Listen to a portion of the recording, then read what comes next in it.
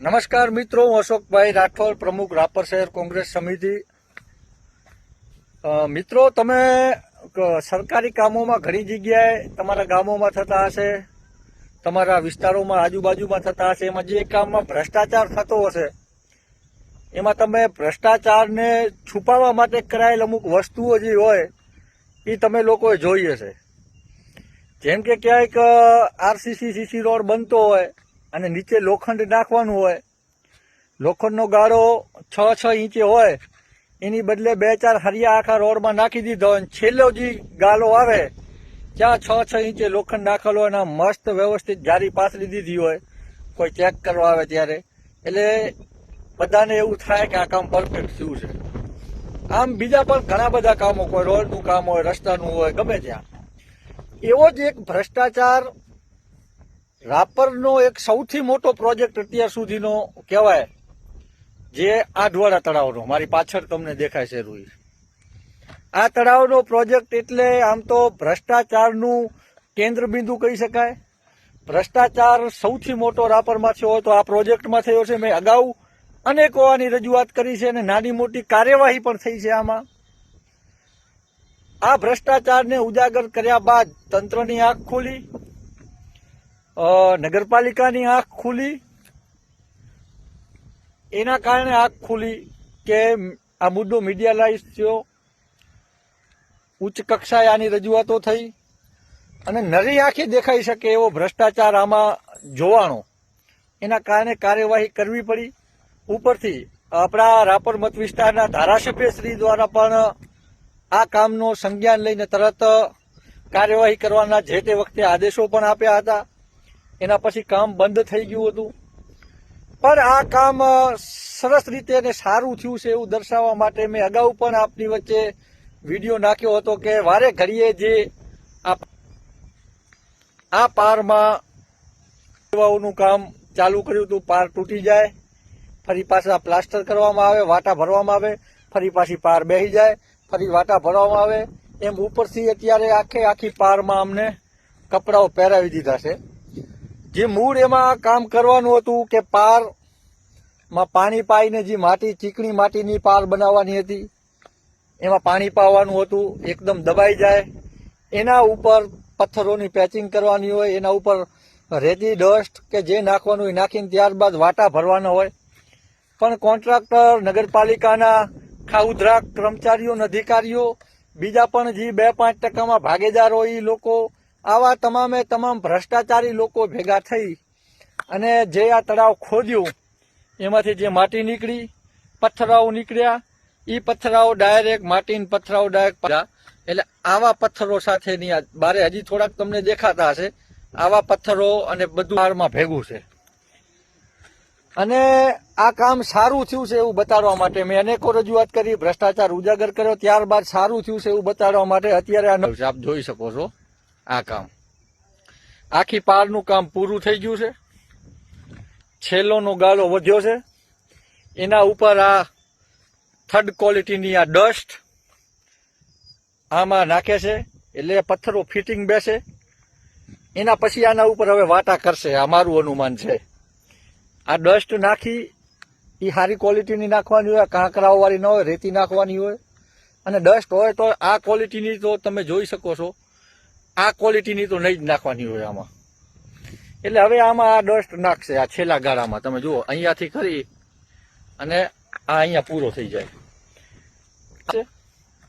અને જે તપાસ સમિતિ બની છે, મેં અગાઉ કીધું હતું એ પ્રમાણે, ઘરના ભોપા અને ઘરના દાખલા, એ સમિતિ આવીને તપાસ કરશે કે ના ભાઈ કામ ઓકે છે, ડસ્ટ વસ્ટ નાખેલ છે, પથ્થરો એકદમ ફિટિંગ બેસાડેલ છે, કામ રેડી છે, ચલો ઓકે, આમનું બિલ મંજૂર કરી દો.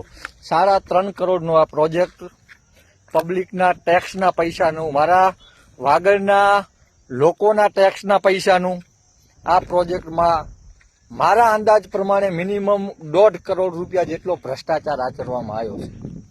તમને દેખાય છે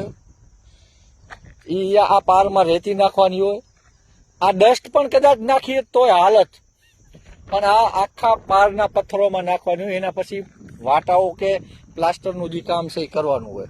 પણ આ બીજે ક્યાંય નથી આખી પારમાં નાખેલ, ખાલી આ જ જગ્યાએ નાખેલ છે સારું લગાડવા માટે.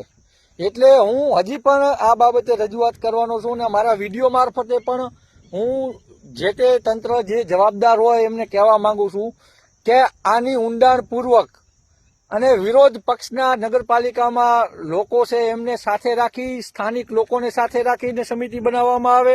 મેં રાપર શહેર કોંગ્રેસ પ્રમુખ તરીકે અવાજ ઉપાડ્યો છે અમારા જેવા લોકોને કે અમારા કોંગ્રેસ પાર્ટીના જે નગરપાલિકામાં પ્રતિનિધિત્વ કરે છે એવા લોકોને પણ સમિતિમાં જે તપાસ સમિતિ બનાવી છે એમાં સાથે રાખી અને તપાસ કરવામાં આવે તો આખો સાચો ભ્રષ્ટાચાર બહાર આવશે.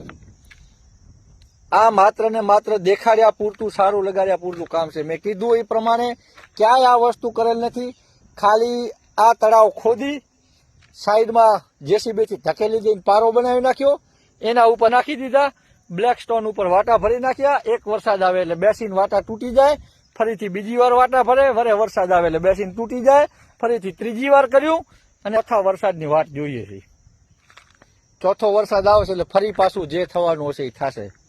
કોન્ટ્રાક્ટરને બ્લેક લિસ્ટ કરવાની તજવીજ કરવાની હતી, એના બદલે લોકોનો વિરોધ શાંત કરવા માટે ને અમને એવું લાગે કે ના ખરેખર કામ કરે છે એવું દેખાડવા માટે થોડા દિવસ ખાલી સીન સપાટા કર્યા લોકોએ, તંત્રએ, જે જવાબદાર લોકો છે એમને. એના પછી ફરી પાછો ભ્રષ્ટાચાર કરવાનો ખુલ્લો દોર કોન્ટ્રાક્ટરને આપવામાં આવી દીધો.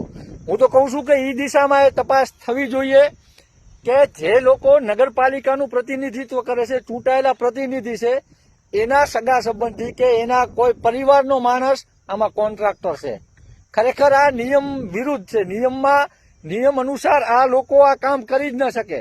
પણ જો ઊંડાણપૂર્વક તપાસ થાય તો હું અહીંયાથી ખાતરીપૂર્વક કહું છું કે એ લોકોનું નામ સામે આવે કે જે નગરપાલિકામાં સત્તા પક્ષમાંથી ચૂંટાયેલા લોકો છે, પ્રતિનિધિ છે, એના પરિવારના સદસ્યને આ કામ આપેલ છે.